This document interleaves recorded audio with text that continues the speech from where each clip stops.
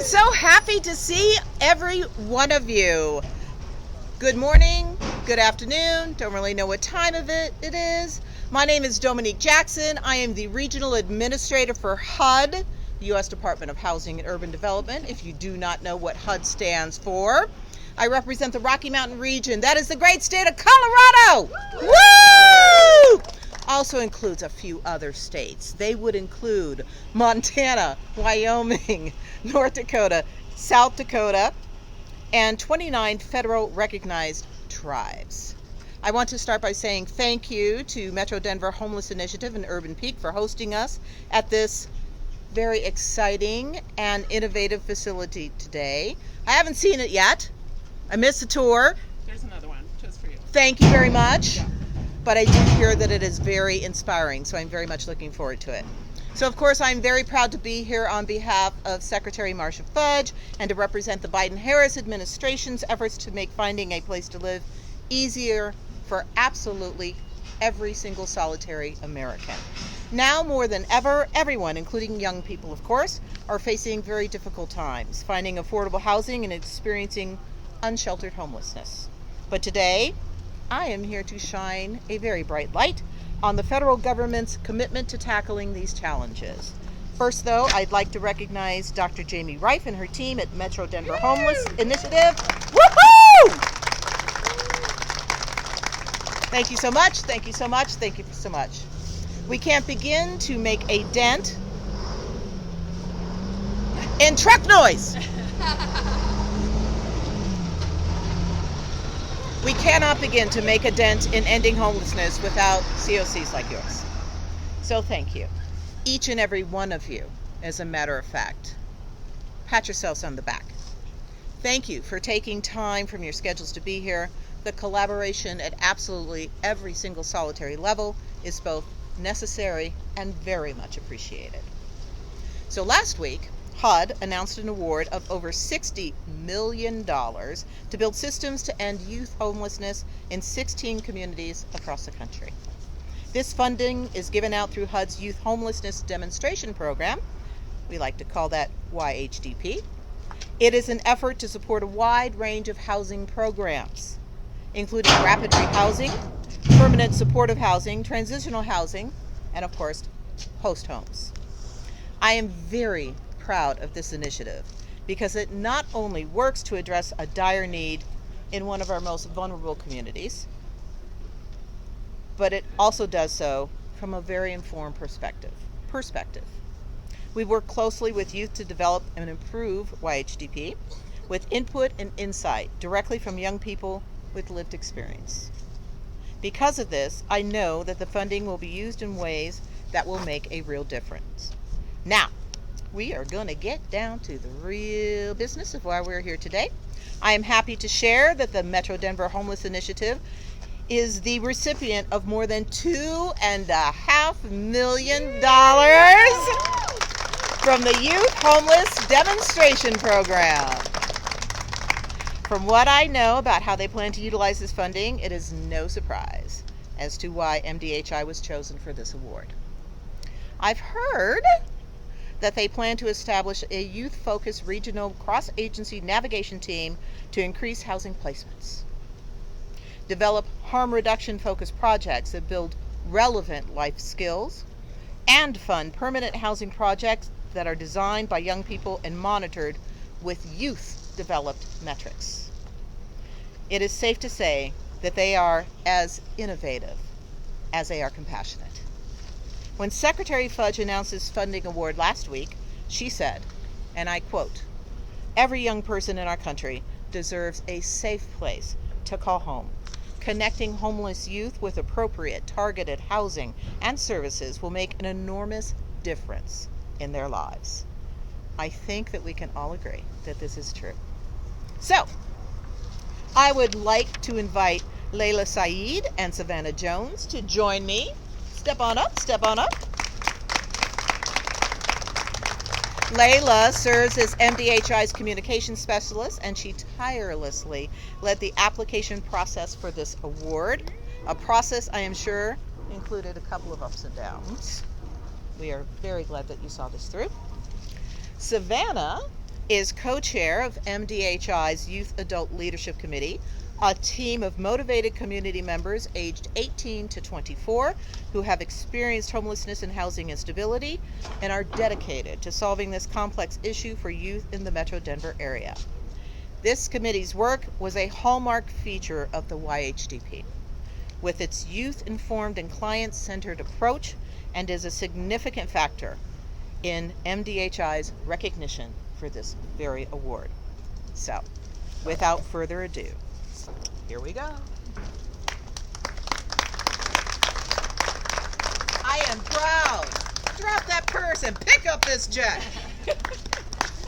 I am very proud to present this check for $2,580,526 to the Metro Denver Homeless Initiative. There you go. Let's step out over here so everybody can see it. Come on over here. There you go. Grab that side. Congratulations to all of you.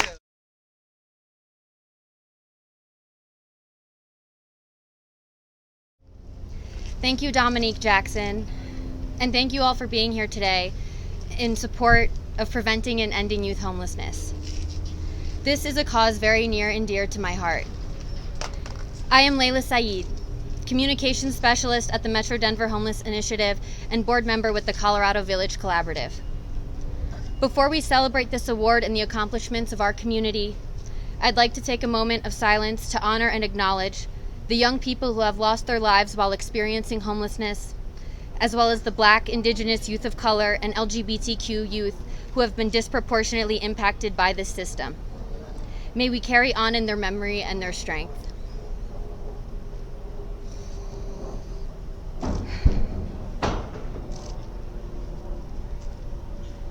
I want to start by thanking the U.S. Department of Housing and Urban Development for recognizing the work and potential of Metro Denver to prevent and end youth homelessness by awarding MDHI $2.58 million through the Youth Homelessness Demonstration Program.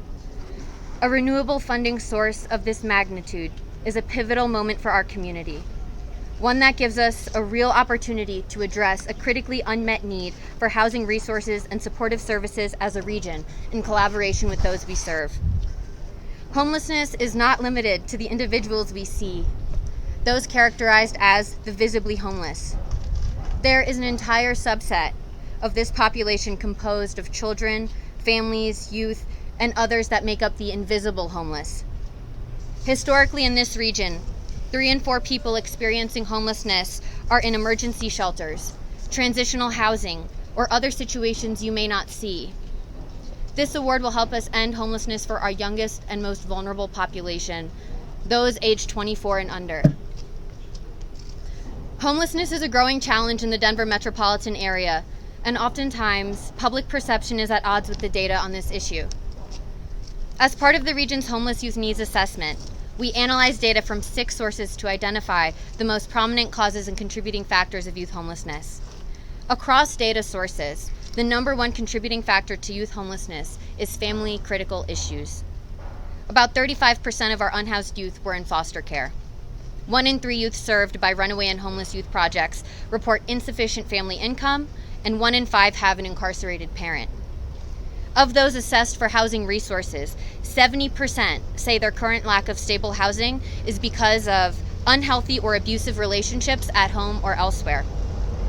Other leading contributing factors of youth homelessness include a lack of support, eviction, abuse or violence, a lost job or inability to find work, mental or behavioral health, and a lack of affordable housing. In 2022, fair market rent for a 1-bedroom apartment in the 7-county Denver metro area was $1,376.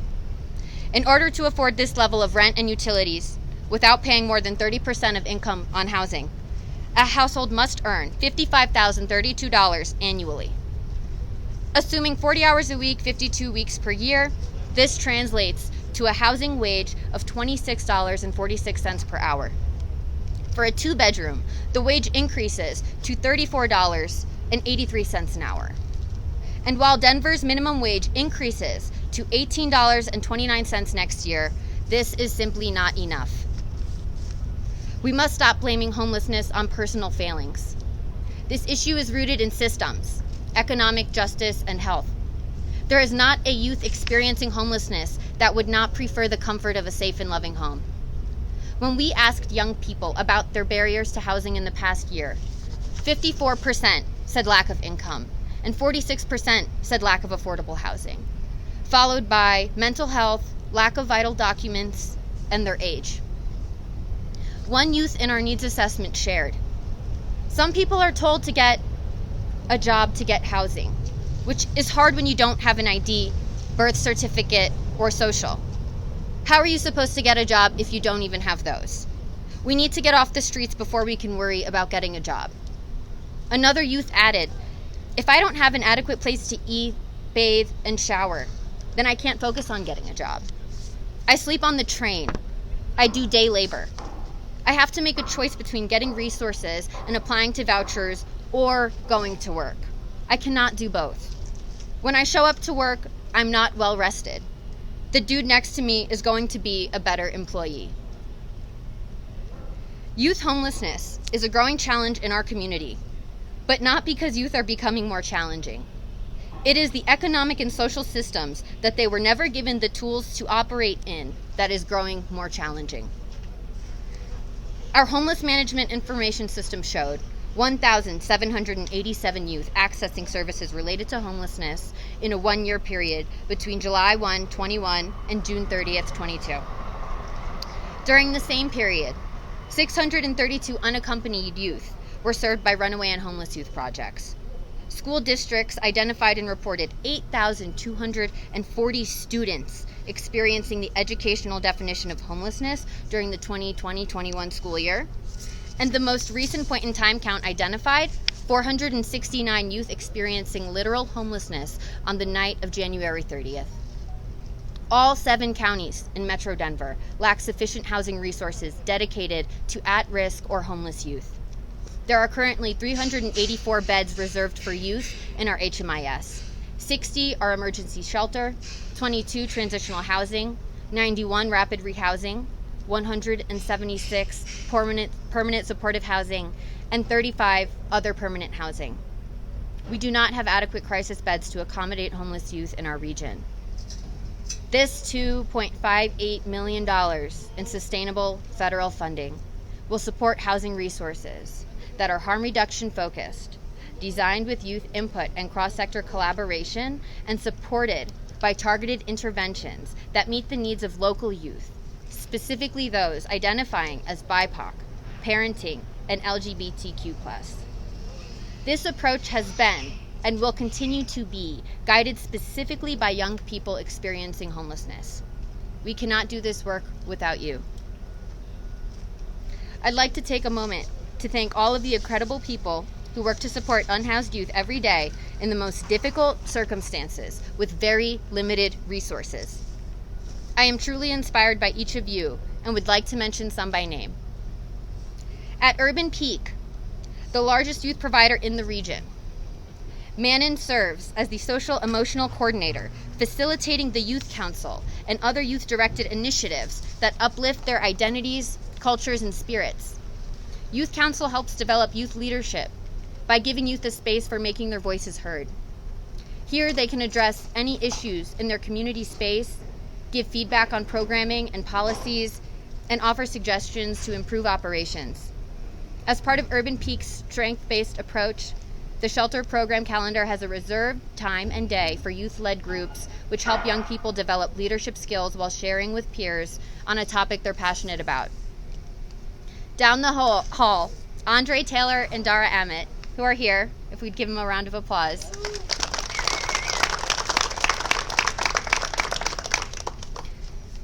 Their team from Street Outreach gathers basic needs to distribute on the front lines of this crisis.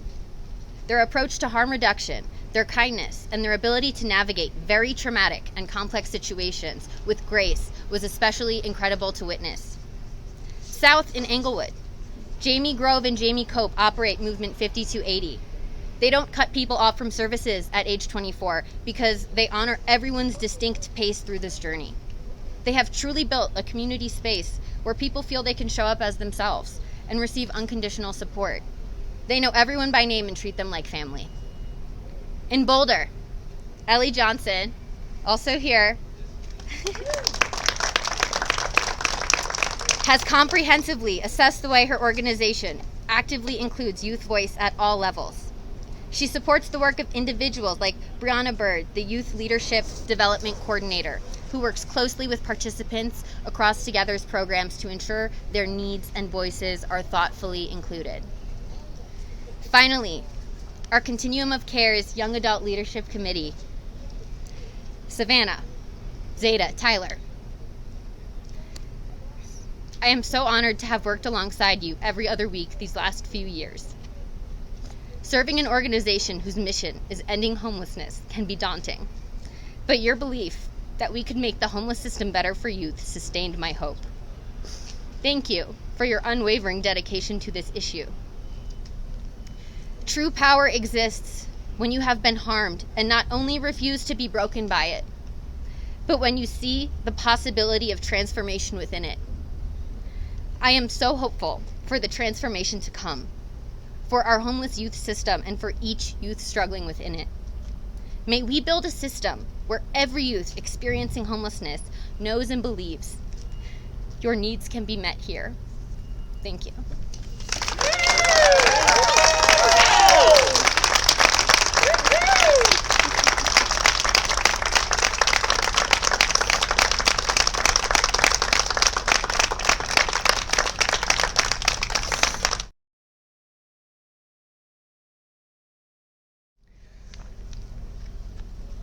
So today I want to offer a perspective that invites us to see homelessness not as a defining characteristic, but rather an experience in someone's life. It's a lens that allows us to acknowledge the inherent resilience and potential within every individual, regardless of their current circumstances. By acknowledging that homelessness is an experience rather than a defining characteristic, we open the door to compassion and understanding. We extend a hand to lift people up rather than casting judgment or perpetuating stereotypes. We recognize that their journey is not the sum total of who they are, but rather a chapter in the larger story of their lives. With this funding, we can offer youth experiencing homelessness the tools they crave, helping them not just survive, but thrive. Think of eager minds, ready to shape a brighter future. Youth, who are often overlooked, could become leaders of tomorrow. Mentorship programs are able to bridge gaps, connecting them with caring individuals who offer guidance and companionship. Loneliness can be replaced with a sense of belonging and value. Art, music, self-expression, these are powerful healers. Spaces for creativity can become outlets for their strengths and resilience. Most importantly, this funding sends a clear message. You matter. Your dreams matter. Your future matters. We won't forget them. The potential in youth experiencing homelessness is limitless. With this funding, we can unlock it, transforming lives, creating a brighter, kinder future. Let's not shy away from this task. Let's embrace it, knowing the rewards are boundless. Together, with our resources and hearts, we can be architects of a new beginning, witnessing the incredible transformation of countless young souls. I am thankful to the Department of Urban Development for recognizing the work our Youth Action Board has put into making the homeless system better for youth. With that being said, the Young Adult Leadership Conmittee is ready to work. So thank you.